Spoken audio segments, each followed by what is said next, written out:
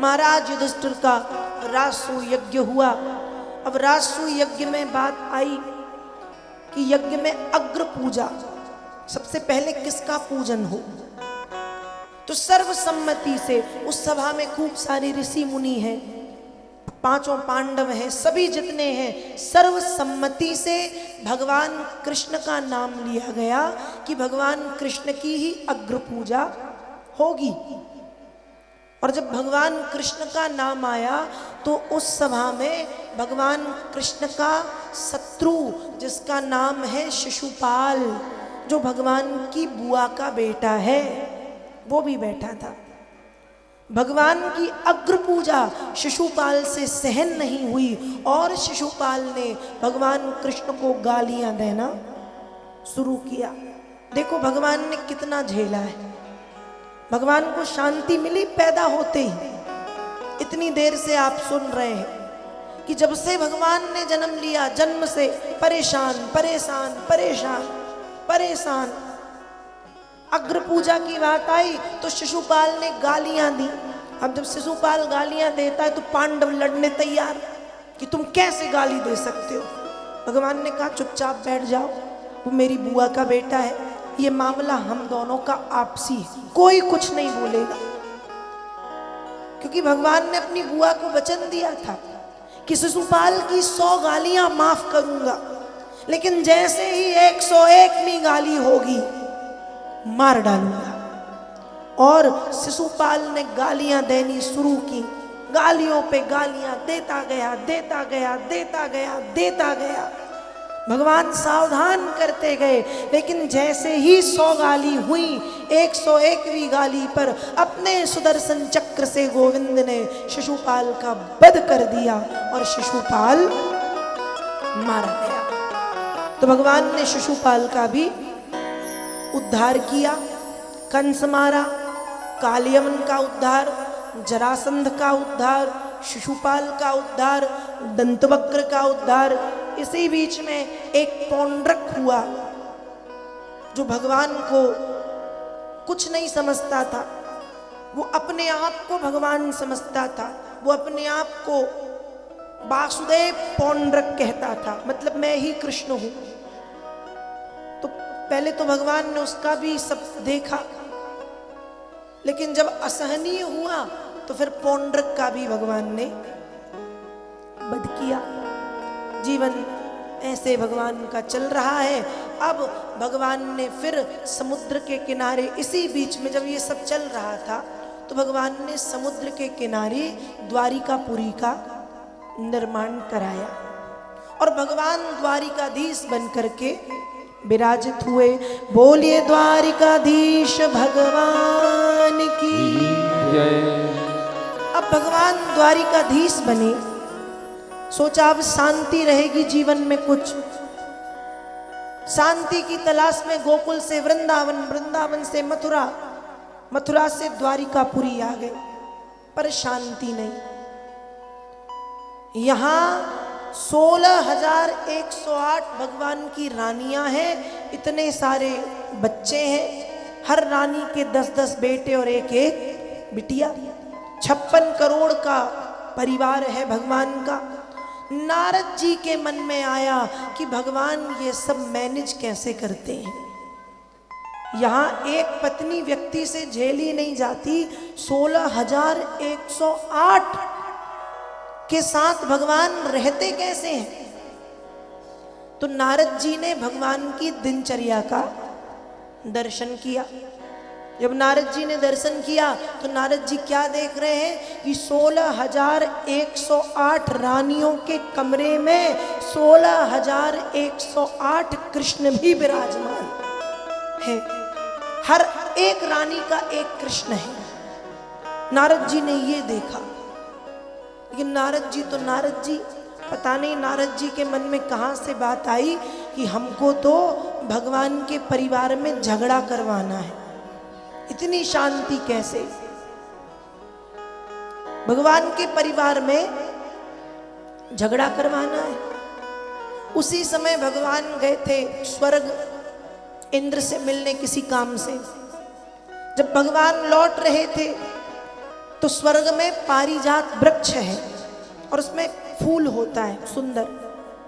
तो जब भगवान आने लगे तो इंद्र ने एक पारिजात का फूल तोड़ा और भगवान के हाथों में दिया कि गोविंद ये मेरी तरफ से आप ले जाइए। भगवान पारिजात का फूल लेके आए और भगवान की प्रिय पटरानी भगवती रुक्मणी, भगवान ने वो पारिजात का फूल रुक्मणी मैया के बालों में लगा दिया। नारद जी आए, नारद जी ने देखा कि रुक्मणी के बालों में पारिजात का फूल लगा है। नारद जी रुक्मणी जी से पूछते हैं कहाँ से, कैसे? रुक्मणी जी ने बताया कि गोविंद स्वर्ग गए थे और वहां से इंद्र ने ये दिया तो उन्होंने लाके मेरे बालों में लगाया। सहजता में रुक्मणी जी ने बता दिया। अब नारद जी को मिल गई बात और नारद जी ने इसी बात में समझ लो आग में घी डाला और नारद जी पहुंचे हैं सत्यभामा के पास। थोड़ी देर सत्यभामा को नारद जी ध्यान से देखते हैं तो सत्यभामा भी पूछती हैं, कहो देवर्षि इतनी ध्यान से क्या देख रहे हो? नारद जी ने पहले खूब ध्यान से देखा, नीचे देखा, ऊपर देखा, बाजू में देखा, कमरे में देखा। सत्यभामा ने कहा क्या हुआ? नारद जी कहते देवी आपके लिए भगवान पारिजात नहीं लाए? सत्यभामा ने कहा पारिजात? कहा हाँ पारिजात। सत्यभामा बोली आपने कहाँ देखा? कहा अरे मैंने अभी देखा, रुक्मणी के बालों में भगवान ने पारिजात का फूल लगाया और बड़ा सुंदर लग रहा है और मुझे तो लग रहा था कि आप सबसे सुंदर हैं। द्वारिका में 16,108 रानियां और सबसे सुंदर सत्यभामा, और भगवान भी सबसे ज्यादा सत्यभामा को चाहते हैं। तो मुझे लगा कि हो ना हो सत्यभामा के लिए भी भगवान पारिजात लाए होंगे। तो क्या आपने कहीं रख दिया है? सत्यभामा बोली मेरे पास कोई पारिजात नहीं। नारद जी कहते ओहो ये तो गड़बड़ मामला है। मतलब द्वारिकाधीश सत्यभामा से ज्यादा भी किसी को प्रेम करते हैं, मतलब द्वारिकाधीश रुक्मणी को ज्यादा चाहते हैं, तभी तो आते ही रुक्मणी के बालों में पारिजात का फूल लगाया। अब आग में घी डाल के नारद जी चले गए। अब जब नारद जी गए तो सत्यभामा तिल मिला गई। वैसे भी सुंदर तो बहुत थी और अपने अहंकार का भी, अपनी सुंदरता का अहंकार भी है। और दूसरी चीज सत्यभामा सत्राजित की बेटी, और सत्राजित कौन? जिसने भगवान को स्यमंतक मणि दी है। स्यमंतक मणि जो 8 भार सोना देती है। तो सत्यभामा को थोड़ा बहुत उसका भी अभिमान है कि मेरे पिता ने मणि दी और मैं सबसे सुंदर। तो सत्यभामा कोप भवन में चली गई, रूठ के बैठ गई।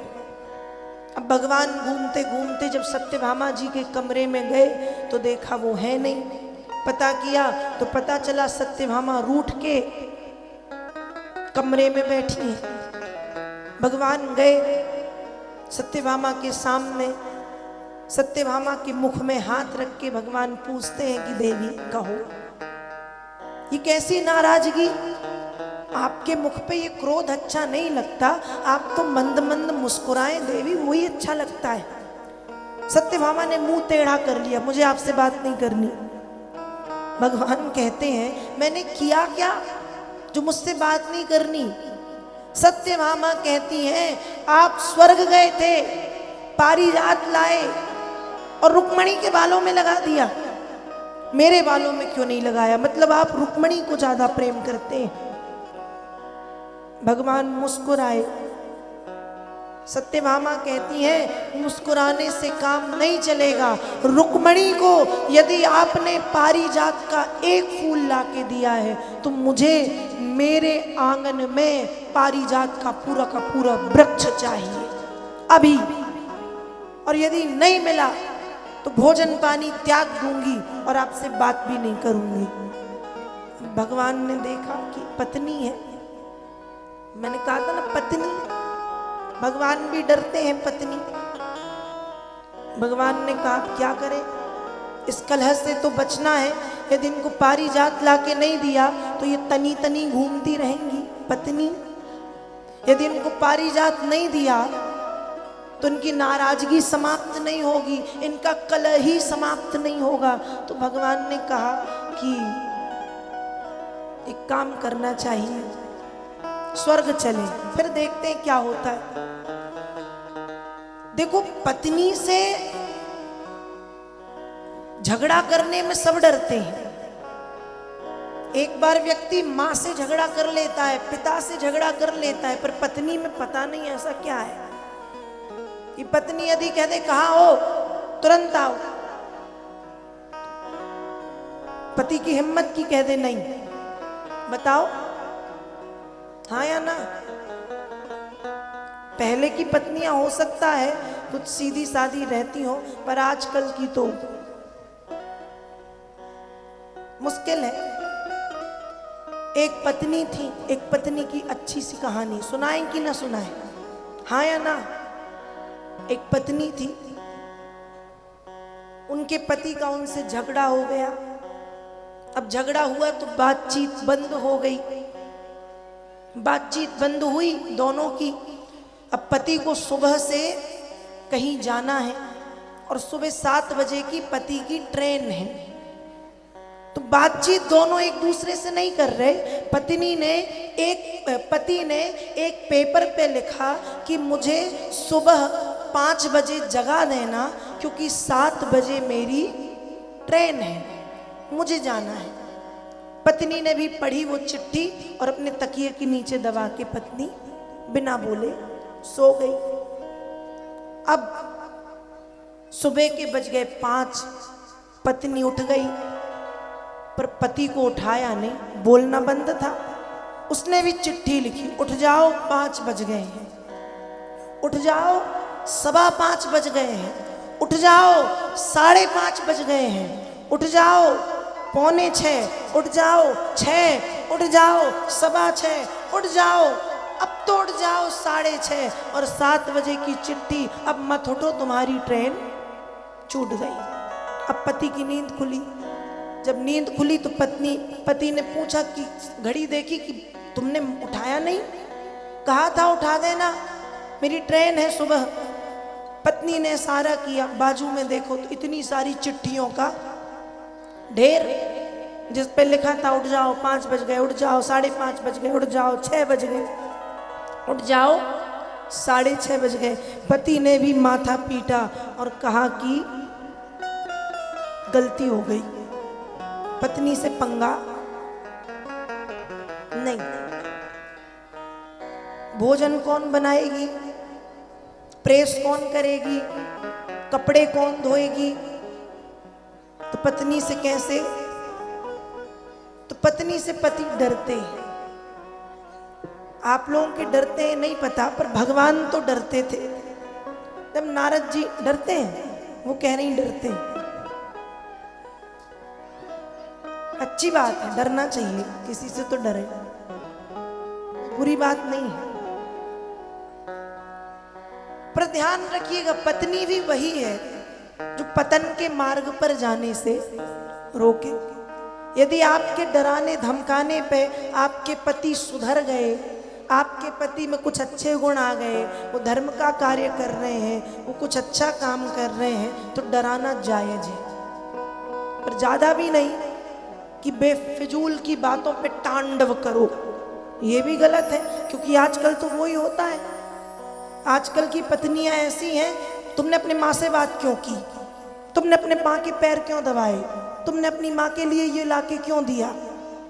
भैया, जिस माँ ने जन्म दिया, 9 माह पेट में रखा, जिसने पाला पोसा, जिसने कष्ट सहे, जो तुम्हारे लिए पूजा पाठ हवन जप तप यज्ञ करती है, और उस माँ के लिए यदि पत्नी के कहने पर तुम कुछ गलत कर रहे हो, तो फिर तुम बुरे हो, फिर तुम बुरे हो। माता पिता की जगह कोई नहीं ले सकता। आपका आपसी मामला क्या है, आप कैसे लड़ते हो, झगड़ते हो, प्यार से रहते हो, नहीं रहते, वो आपका आपसी निजी संबंध है। माता पिता तो देवतुल्य है। मातृदेवो भव। माता पिता देव तुल्य हैं। और ध्यान रखिएगा, जिस घर में माता पिता संतुष्ट नहीं रहते, जिस घर में माता पिता नाराज रहते हैं, उस घर में कभी शांति आ ही नहीं सकती। कितना भी धन कमा लो, वो धन फलेगा नहीं, वो धन फूलेगा नहीं। इसलिए माता पिता को प्रसन्न रखें। यहाँ पे श्रीमती जी जो बैठी हैं, उनसे मेरा निवेदन है, बहुत सी पत्नियां जो कहती हैं, पति से तो उनका यही रहता है कि हमारे माता पिता को अपने माता पिता मानना, पर पति के माता पिता को माता पिता क्यों नहीं मानती? उनको क्यों सास ससुर मानती हो? उनको भी माता पिता मानो ना, वो भी तो माता पिता है। तो दोनों तरफ चलना पड़ेगा ना, एक तरफ से घर परिवार नहीं चलता। सबको देखते हुए, खैर ये मुझे लगा कि बोलना चाहिए तो कहा। तो पत्नी से तो भगवान भी डरते हैं। सत्यभामा ने भगवान को धमका दिया। सत्यभामा क्या कहती है, या तो पारिजात का पेड़ लाओ, नहीं तो ना बात करूंगी ना ठीक से बोलूंगी, चली जाऊंगी घर छोड़ के। अब भगवान डर गए कि सत्यभामा नाराज। अब भगवान गए स्वर्ग। जब स्वर्ग गए तो इंद्र ने खूब आओ भगत की, आइए प्रभु, आइए प्रभु, आइए प्रभु, बैठिए, पधारिए। कैसे आना हुआ? भगवान ने कहा देवराज वो चाहिए। इंद्र ने कहा प्रभु क्या सब आपका है? कहा वो पारिजात। इंद्र ने कहा फूल ले जाएं आप। भगवान ने कहा फूल नहीं, पूरा का पूरा पारिजात का पेड़ चाहिए। इंद्र ने तो कह दिया प्रभु ले जाओ। लेकिन वहां भी समस्या है। इंद्र की पत्नी ने इंद्र को आंखें दिखा दी बड़ी करके। जब इंद्र ने पत्नी की आंखें देखी तो पहले तो कह दिया था कि ले जाओ। पत्नी का गुस्सा देख के इंद्र ने कहा प्रभु जिस समस्या से आप ग्रस्त हैं वो मेरी भी समस्या पीछे खड़ी है।